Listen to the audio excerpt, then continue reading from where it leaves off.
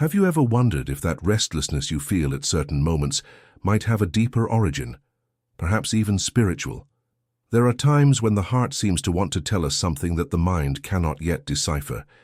It's as if there were a gentle voice, almost imperceptible, inviting us to look beyond the visible, beyond the tangible, beyond what our eyes can see. Our daily life is full of signs, some so subtle that they go unnoticed in the rush of days, others so evident that only a distracted heart would fail to notice. These are small moments when heaven seems to touch earth, that inexplicable feeling of peace amid chaos, a luminous thought that comes when we least expect it, the consolation that arrives without warning in the darkest hours.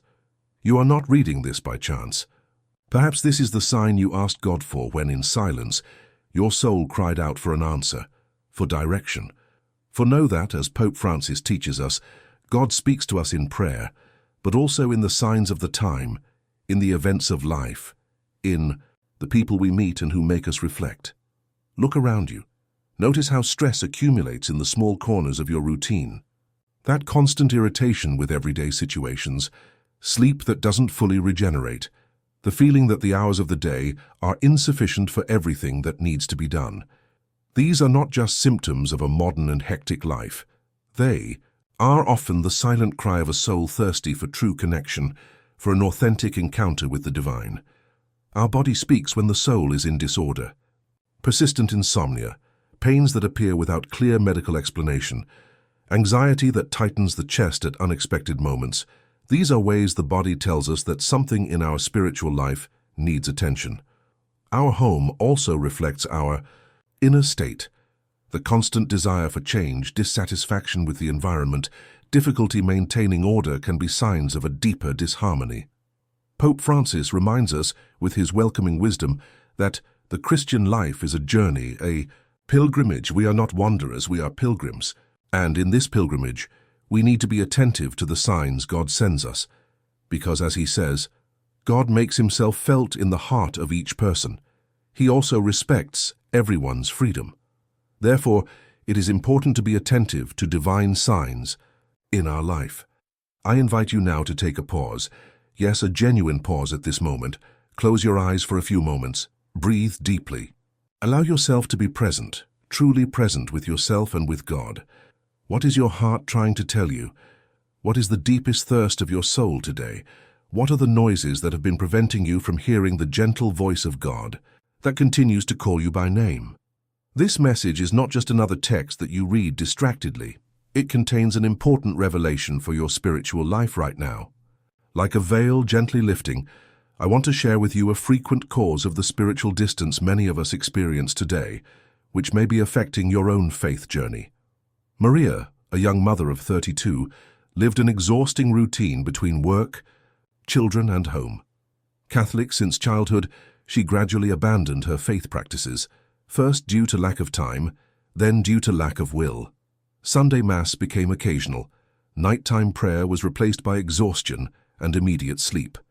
Problems began to accumulate: frequent arguments with her husband, impatience with her children, deep dissatisfaction with herself. I felt as if I were in a dark well that kept getting deeper, she reported. The strange thing is that externally, my life seemed perfect on social media. I smiled in photos, posted moments of apparent happiness, but inside, there was an emptiness that nothing seemed to fill. Maria sought help in self-help books, alternative therapies, new hobbies, but the feeling of emptiness persisted. What Maria didn't realize, and perhaps you aren't realizing either, is that there was a fundamental disconnection in her life. The spiritual fabric that once united all parts of her existence had been torn. As Pope Francis explains, when we distance ourselves from God, when prayer becomes mechanical or non-existent, we begin to seek substitutes to fill the void. But nothing replaces the divine presence in our life. The cause of spiritual disorder often isn't in great sins or dramatic mistakes. It's in the gradual replacement of God with other interests, in the slow transfer of our trust to material goods, professional achievements, relationships, or even in our own capacity. Psalm 127:1 reminds us, "Unless the Lord builds the house, those who build it labor in vain." Perhaps you, like Maria, have replaced moments of silence and prayer with hours on social media. Perhaps you've exchanged spiritual reflection for binge-watching series. Perhaps the first thing you consult when you wake up is no longer your heart in conversation with God, but your phone, notifications. There is no judgment in this, just an invitation to recognize with honesty and love for yourself where your treasure has been, for as Jesus teaches us, for where your treasure is, there your heart will be also. Matthew 6:21. Clara was only 28 when she was diagnosed with an autoimmune disease.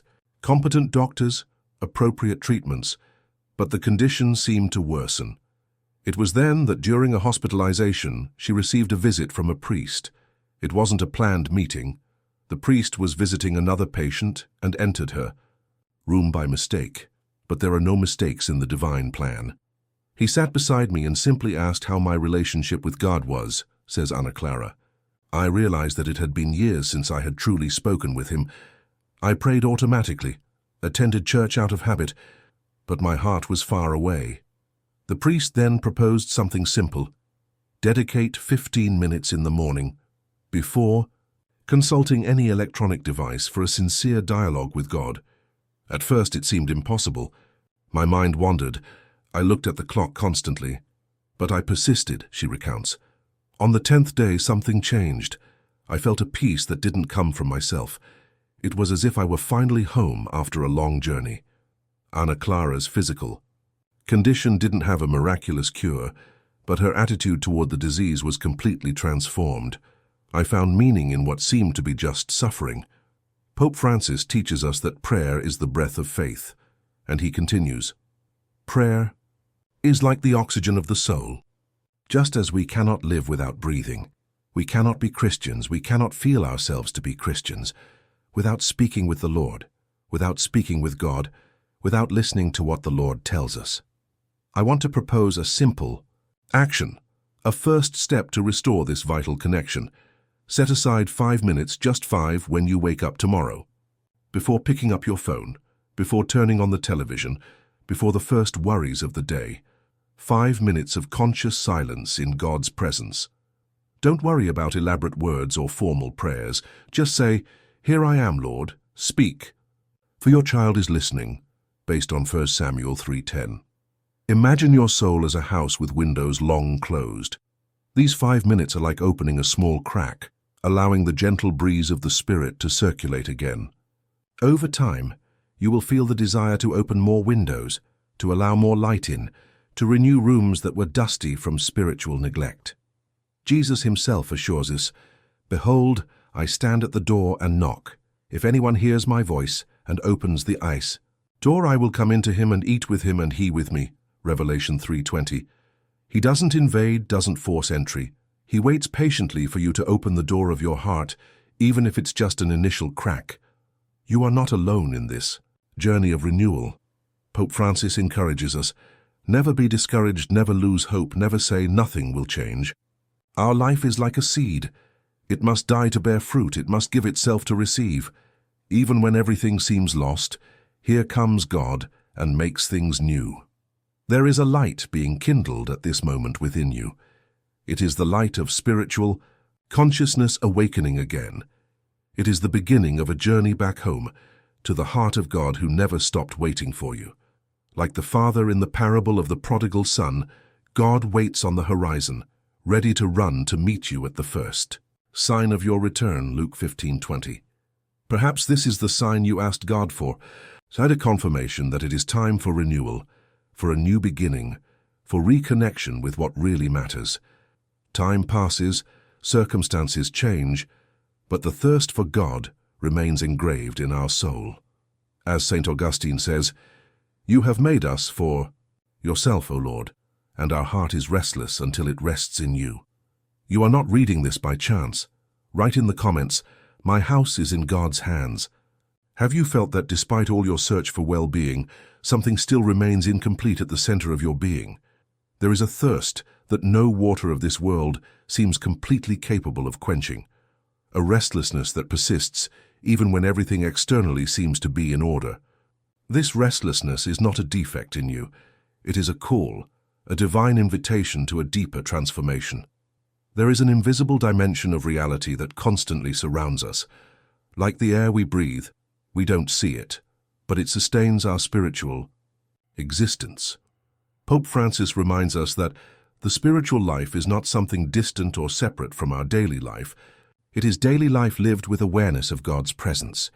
We are immersed in divine love like fish in the ocean, but frequently like fish, we don't notice the water that sustains us. The frenetic rhythm of modern life has created a veil that makes it difficult for us to see this spiritual dimension. We run from one commitment to another, absorbed by screens, notifications, and worries, rarely pausing to feel the divine presence that surrounds us. As Pope Francis observes, the noise of the world makes us forget to listen to the heart, where God speaks in silence. You are not reading this by chance. At some point, your soul emitted a signal, a cry for help, a silent prayer for renewal. And here is the answer, reaching you like a personal letter from heaven. Observe how certain situations repeat in your life. That family problem that resurfaces in different forms, but with the same core. The recurring difficulty in relationships. The feeling that no matter how hard you try, something always seems to prevent your full realization. These patterns are not mere coincidences. They are invitations for a deeper look. There are signs in the body that reveal spiritual disorders. Chronic fatigue that persists even after nights of sleep. The tension in shoulders and neck that no massage completely eliminates. Frequent headaches without apparent medical cause. The weakened immune system. As Christian wisdom teaches us, body and soul are intimately connected. The body frequently expresses what the soul tries to communicate. We also find signs in our physical environment. The persistent disorder at home that returns even after each cleaning, the feeling of heaviness in certain environments, the difficulty in feeling truly at peace within your own walls. Home should be a sanctuary, a reflection of divine order. But when our spiritual connection weakens, this reflection also becomes cloudy. In his profound pastoral sensitivity, Pope Francis reminds us that home is more than a physical place. It is a spiritual space where God desires to dwell with us. When we invite Christ into our home, as the disciples of Emmaus did, everything is transformed. And he adds, a family that prays together stays together. Prayer in the family is a fortress against the storms of life. I want to invite you now to a moment of sincere reflection. Close your eyes for a moment. Breathe deeply. Allow yourself to be present in this sacred moment. How is your heart today? Not the image you present to others, not the strong countenance you may have to maintain, but the true state of your soul. God knows every fold of your inner being and desires to meet you exactly where you are. I promise you that this message will reveal an important cause of your spiritual struggles. Like a doctor who first diagnoses precisely before prescribing the appropriate remedy, I want to help you recognize the root of certain suffering so that healing can begin to flow. Pedro was a successful 45-year-old executive. From the outside, his life seemed exemplary. A prosperous career, structured family, reasonable health. But inwardly, he lived in a desert. I had everything society says we should seek, but I felt an inexplicable emptiness, he confessed. Moments of joy were increasingly rare and brief. I lived on autopilot. The situation worsened when, in a routine checkup, he discovered early heart problems. The doctor was direct. Your heart is suffering from your lifestyle. It was a shock. Pedro realized that for years he hadn't cried, hadn't truly felt emotion, hadn't allowed himself to be vulnerable, not even before God. I was living a faith of appearances, he acknowledged. I fulfilled rituals, but didn't truly surrender myself. I talked about God, but rarely talked with God. This disconnection between his outer life and his inner reality was literally making his physical heart sick. This is a frequent and profound cause of many spiritual sufferings, the inner division between who we appear to be and who we really are. Pope Francis warns, hypocrisy is a disease of the soul that distances us from God and others. Jesus didn't condemn sinners, he condemned hypocrites, those who pretend a holiness they don't possess. Perhaps you too are living this painful division. Externally, you fulfill your religious duties, pronounce the right words, participate in the appropriate rituals. But internally, there is an emptiness, a spiritual tiredness, a feeling that God is distant or silent. As the psalmist says, "These people honor me with their lips, but their hearts are far from me," based on Isaiah 29:13 and Matthew 15:8. This division doesn't happen overnight. It's a gradual, almost imperceptible process. We begin to create masks for different situations and people. The mask of the good Catholic for the religious community, the mask of the competent professional for work, the mask of the exemplary father or mother for the family. Over time, we lose contact with our true self, the one God has known and loved since the maternal womb. As Psalm 139:13-14 reminds us, "For you formed my inward parts, you knitted me together in my mother's womb. I praise you, for I am fearfully and wonderfully made. Wonderful are your works, my soul knows it very well." Pope Francis frequently speaks about the importance of spiritual authenticity. God prefers a sincere sinner to a hypocritical righteous person. He is not frightened by our weaknesses. He is frightened by our pretense of not needing his mercy. And he adds, "True conversion begins when we remove the masks and present ourselves before God as we really are, with our wounds, our fears, and our hopes." Louisa, a 38-year-old teacher, had been living with silent depression for years. "I smiled at everyone, was active in the parish, organized charity events, but inside I was dying," she reported. "The worst part was that I couldn't pray sincerely. My prayers were empty words, recited without true emotion."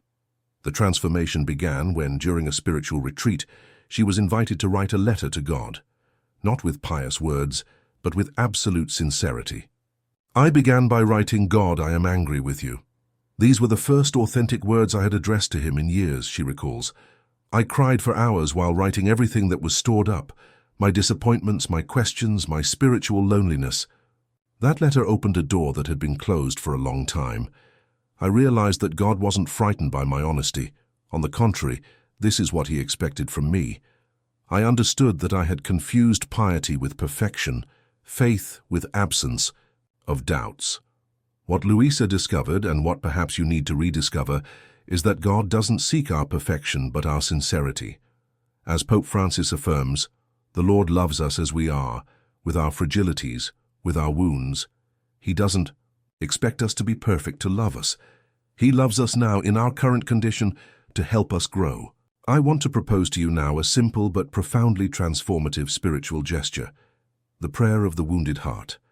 Find a quiet place, perhaps light a candle to symbolize Christ's presence, and begin to converse with God as you would speak, with an intimate friend, without filters, without elaborate language, just the truth of your heart. Tell him what you really feel. If there is anger, express that anger. If there is doubt, confess that doubt. If there is disappointment, share that disappointment. God already knows all this. He is just waiting for you to recognize it too. As 1 John 3:20 assures us, even if our hearts condemn us, God is greater than our hearts and knows all things. After expressing your true feelings, remain in silence for a few minutes. Don't try to fill this silence with more words. Just breathe and allow yourself to be in the divine presence without masks, without pretensions. It is in this space of authentic vulnerability that we often experience the deepest inner healing. Pope Francis teaches us that silence is the language of God, and he adds, "It is in silence that we hear the gentle voice that transforms us." Do not fear silence. It is there that God often performs his deepest works in us. Marcos, a 52-year-old lawyer, had lost his wife to cancer and lived in revolt against God. "I had been an exemplary Catholic all my life. I felt that God owed me something in return, at least not taking my wife from me," he confessed. Bitterness grew within him like a weed, suffocating any possibility of peace. It was during a casual visit to an empty church on a weekday afternoon that something changed. I sat in the last pew, looking at the altar, and suddenly all the barriers came down. I cried as I had never cried before. I inwardly shouted at God. I poured out all my pain. In that moment of absolute honesty, Marcos experienced what seemed impossible.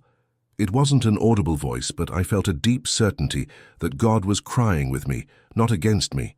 that my pain was his pain too. It was as if a huge weight had been lifted from my shoulders. This is the turning point I wish for you today, the moment when the mask falls and the real encounter happens. When we allow ourselves to be authentic before God, we open space for His light to penetrate the darkest areas of our soul, bringing clarity, healing, and renewal. Pope Francis frequently speaks about this turning point. God's mercy is an infinite ocean. No matter how far we distance ourselves, a simple, sincere return to Him immediately places us in His arms. And he adds, it is never too late for a new beginning with God. He specializes in making all things new, in transforming our deserts into gardens. The light that now kindles in your heart is not momentary. It is the beginning of a new path.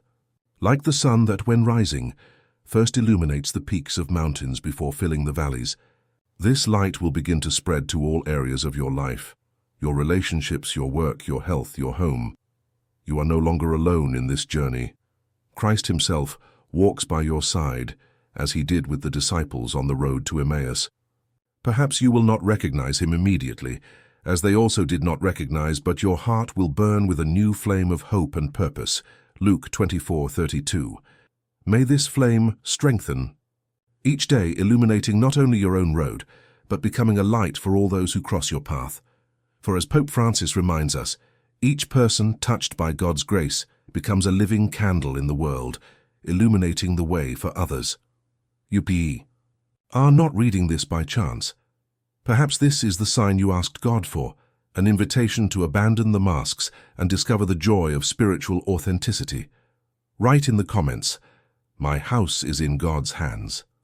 Have you noticed how, in moments of deep need, something inexplicable seems to happen around you?